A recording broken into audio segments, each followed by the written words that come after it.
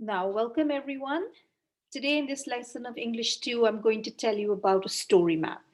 A story map helps you understand the structure of a story. It also tells you the important elements a story is made of.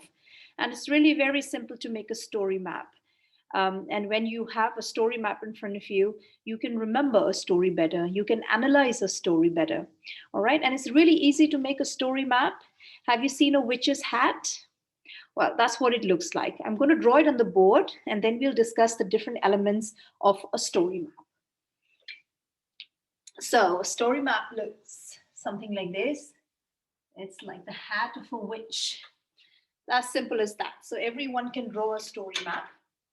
And now I'm going to put down all the important elements of a story. So, you start with the settings, you have the characters.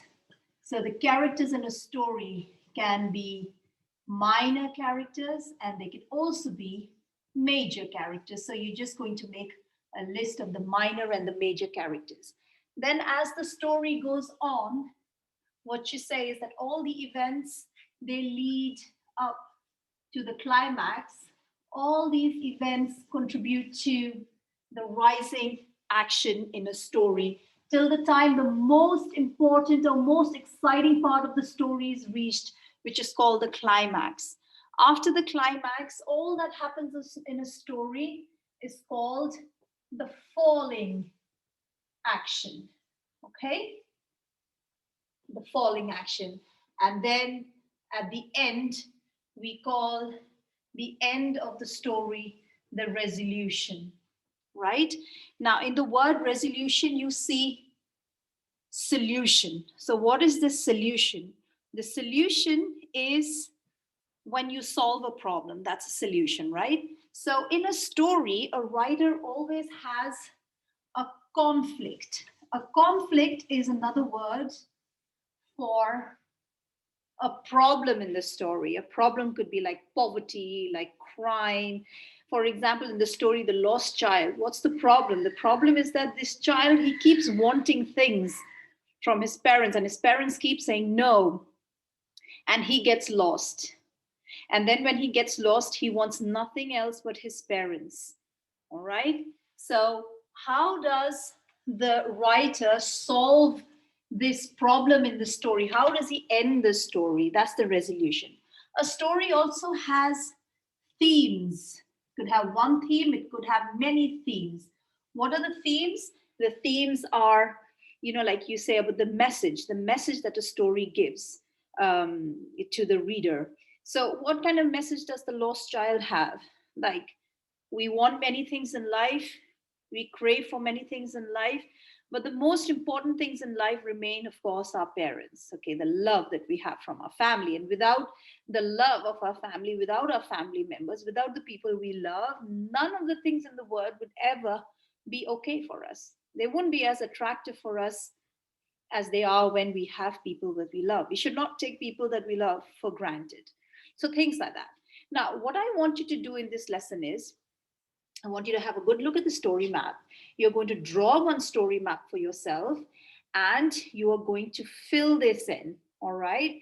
After you read the story, The Lost Child, we've already read the story, The Lost Child. I want you to fill in the settings. Now, to tell you what the settings are. What are settings? Settings are the where a story takes place and the when a story takes place. So a story could have many settings, all right? So could be they were walking towards the fair, then the fair itself, and the different locations in the fair where the child finds himself, right? So these are the different settings in the story.